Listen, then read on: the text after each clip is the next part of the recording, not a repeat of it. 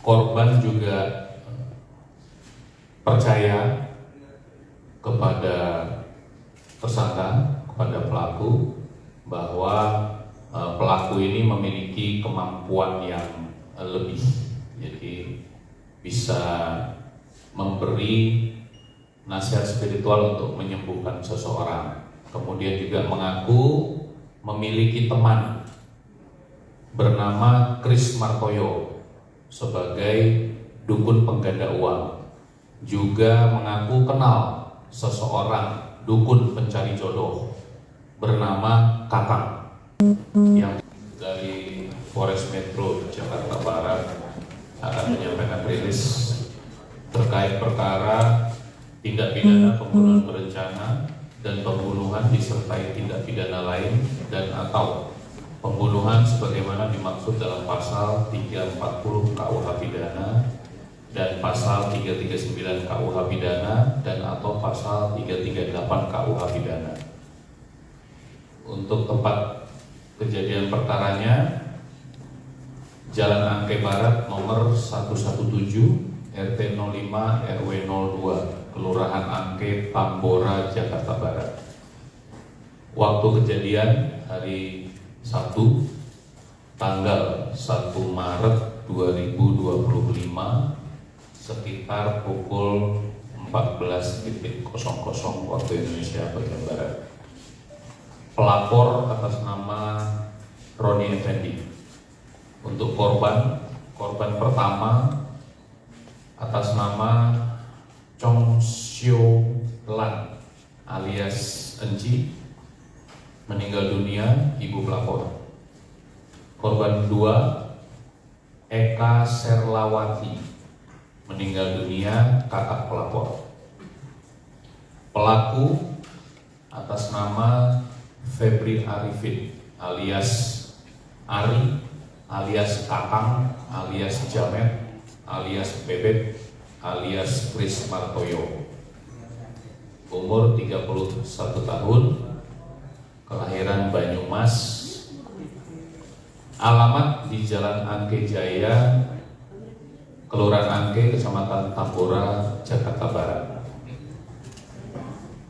Barang bukti yang diamankan: 1.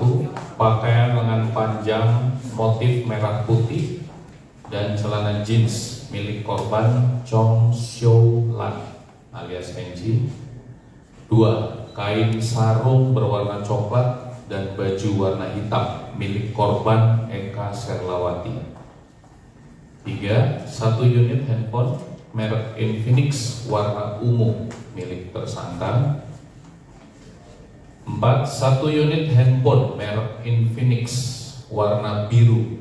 Ini handphone yang dibeli dari uang hasil kejahatannya.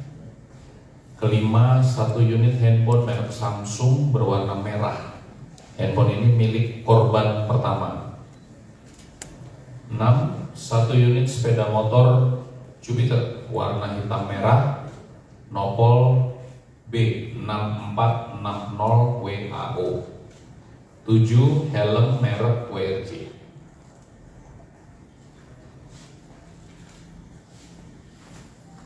Untuk kronologis kejadian yang bisa kami sampaikan menurut pengakuan dari tersangka.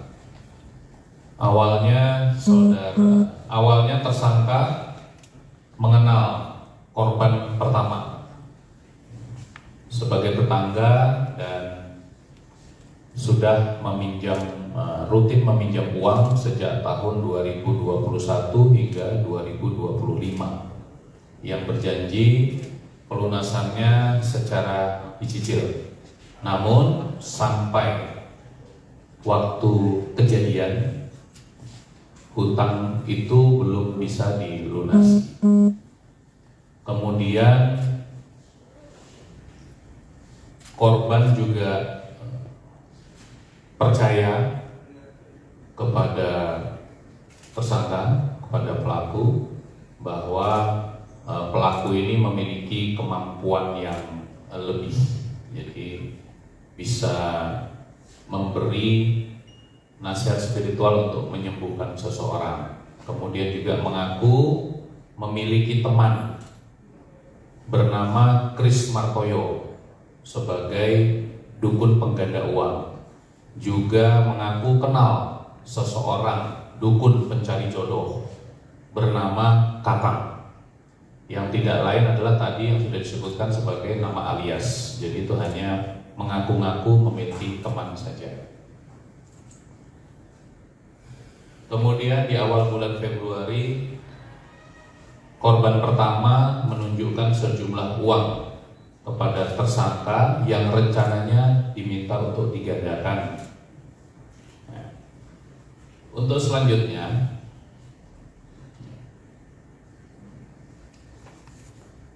tersangka menggunakan nomor handphone lain, menggunakan nomor telepon yang lain, mengaku sebagai Kris Martoyo atau dukun pengganda uang, dan juga menggunakan nomor lain sebagai Kakang, ini sebagai dukun pencari jodoh yang digunakan untuk mencarikan jodoh kakak korban, jadi kakak pelapor korban kedua. Kemudian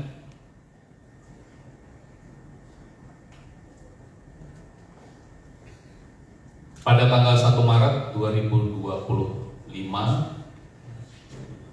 itu sudah ada kesepakatan atau berjanji untuk melakukan ritual oleh dukun tadi pencari jodoh dan melakukan juga penggandaan uang.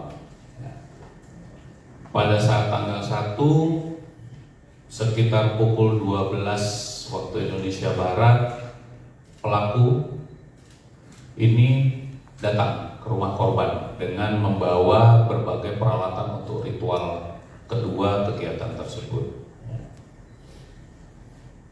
Kemudian pada saat kejadian sudah ada persiapan untuk korban kedua melakukan ritual. Jadi sudah berada di kamar mandi menggunakan sarung tadi yang sudah kami sebutkan, menunggu di sana. Kemudian untuk korban pertama berada di ruang dalam rumahnya untuk bersiap juga ritual penggandaan uang.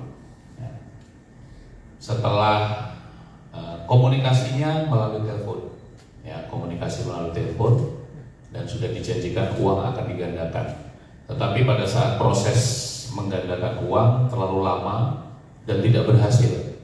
Akhirnya korban pertama marah-marah kepada pelaku dan juga mencaci maki pelaku. Saat itulah pelaku merasa tersinggung, merasa emosi, mengambil besi yang ada di kotak peralatan di belakang korban pertama. Kemudian langsung memukul ke arah kepala korban pertama. Korban pertama terjatuh ke belakang, kemudian diseret ke kamar.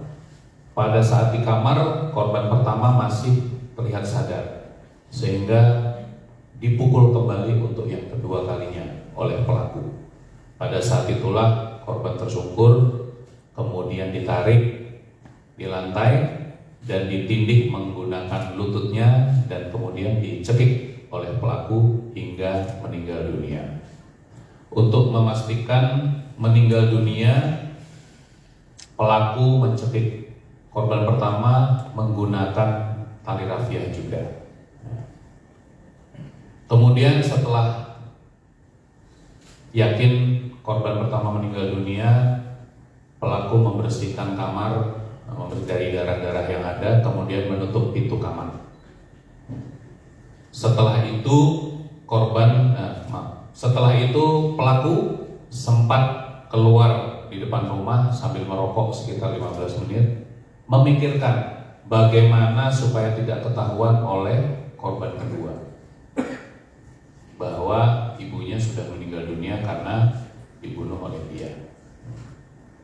Akhirnya setelah 15 menit, pelaku masuk kembali ke dalam rumah dan langsung membawa besi ke dalam kamar mandi.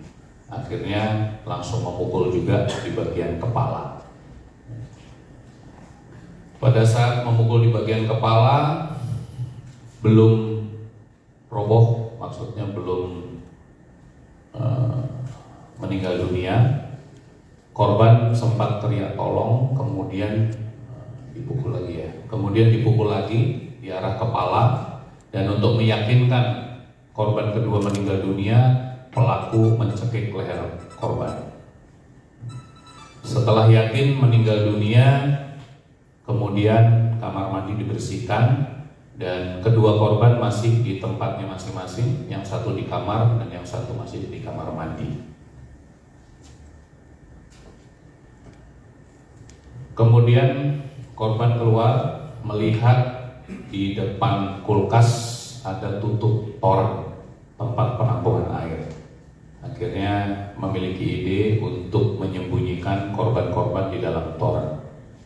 Korban dipindahkan, diseret dari kamar dan diseret dari kamar mandi secara bergantian, kemudian dimasukkan ke dalam toren. Setelah setelah kedua korban dimasukkan ke dalam toren, pelaku berusaha untuk membersihkan sisa-sisa darah. Kemudian punya ide juga mematikan sebagian lampu rumah supaya terlihat sedang ada masalah kelistrikan. Sebelum pelapor pulang ke rumah, pelaku sempat menggunakan handphone milik korban pertama menghubungi pelapor atas nama Roni. Di rumah menyampaikan bahwa di rumah sedang ada tukang listrik karena di rumah sedang ada gangguan listrik, lampunya mati. Jadi kondisi rumah lampunya dimatikan. Kemudian sekitar pukul 17.48 waktu Indonesia Barat, pelapor atas nama Roni kembali ke rumah. Pada saat itu bertemu dengan pelaku namun tidak mengenali karena kondisinya saat itu rumahnya gelap dan pelaku menggunakan masker. Pada saat ditanya menyampaikan pelapor menanyakan ibu saya kemana, kemudian pelaku menjawab 5 menit yang lalu ibu bersama kakak keluar rumah. Setelah itu pelapor bernama Roni bersih-bersih badan dan pukul 18.56 keluar rumah kembali menggunakan sepeda motor dan pelaku masih berada di dalam rumah. Setelah pelapor meninggalkan rumah, pelaku mencari uang yang tadi disebutkan korban pertama untuk digandakan. Dan ditemukan uangnya dan diambillah sejumlah 50 juta rupiah. Kemudian untuk pelaku meninggalkan rumah, mengunci semua, menutup pintu-pintunya dan menutup gerbang, menutup gerbang atau pagar dengan kunci gembok yang tergantung dari dalam. Setelah itu pelaku menuju Tanggul Kalijodo di malam harinya untuk membuang pipa besi yang digunakan tadi untuk melumpuhkan dan untuk membunuh korban-korban. Pada tanggal 2 Maret sekitar pukul 4 waktu Indonesia bagian Barat, pelaku pulang kampung menggunakan sepeda motor, kemudian di daerah Cirebon membuang handphone Infinix milik korban pertama, dan kemudian kembali ke kampungnya di Banyumas. Untuk pelaku berhasil diamankan di Banyumas pada tanggal 9 Maret 2025 sekitar pukul 23.30 waktu Indonesia bagian Barat. Ya. Untuk pasal yang akan dipersangkakan, pasal 340 KUH pidana. Barang siapa dengan sengaja dan dengan rencana terlebih dahulu merampas nyawa orang lain diancam karena pembunuhan dengan rencana. Pasal 339 KUH pidana, pembunuhan yang diikuti, disertai atau didahului suatu perbuatan tidak pidana yang dilakukan dengan maksud untuk mempersiapkan atau mempermudah pelaksanaannya atau untuk melepaskan diri sendiri maupun peserta lainnya dari pidana dalam hal tertangkap tangan ataupun untuk memastikan penguasaan barang yang diperolehnya secara melawan hukum. Yang ketiga, pasal 338 KUH pidana, barang siapa dengan sengaja merampas nyawa orang lain diancam karena pembunuhan. Dari pasal-pasal tersebut untuk ancamannya yang pasal 340 ancaman pidana mati atau pidana penjara seumur hidup atau paling lama 20 tahun penjara. Untuk yang pasal 339 pidana seumur hidup atau selama waktu paling lama 20 tahun. Pasal 338 KUH pidana ancaman 15 tahun penjara. Ya, terima kasih. Itu yang bisa kami sampaikan untuk pengungkapan perkara ditemukannya 2 mayat ibu dan anak di dalam toren penampungan